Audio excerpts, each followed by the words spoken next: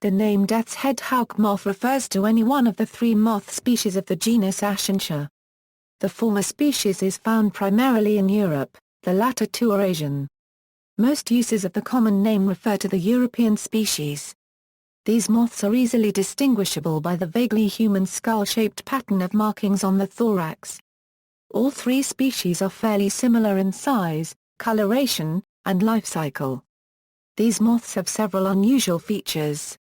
All three species have the ability to emit a loud squeak if irritated.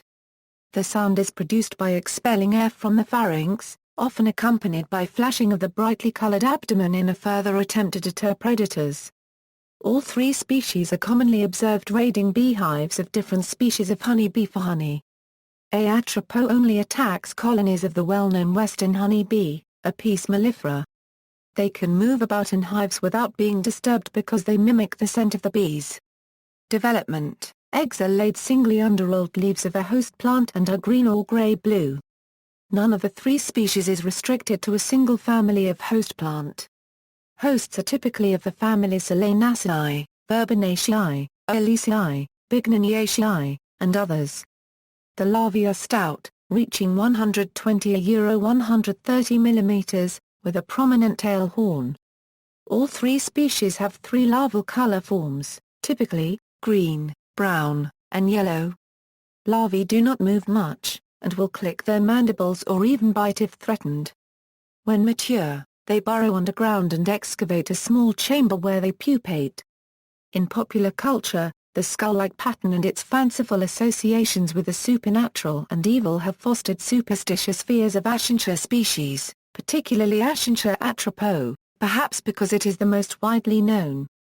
The moth's sharp, mouse-like squeaking intensify the effect. Nor is this a new attitude. During the mid-19th century, entomologist Edward Newman, having earlier mentioned the mark on the thorax, wrote, "However, let the cause of the noise be what it may, the effect is to produce the most superstitious feelings among the uneducated, by whom it is always regarded with feelings of awe and terror." These moths have been featured often in art such as by German artist Sulamith Wang, and movies such as Kaya Nandala and The Silence of the Lambs, and in the artwork of the Japanese metal band Size album Hail Horror Hail. They are also mentioned in Chapter 21 of Bram Stoker's Dracula, where Dracula has been sending moths for Renfield to consume.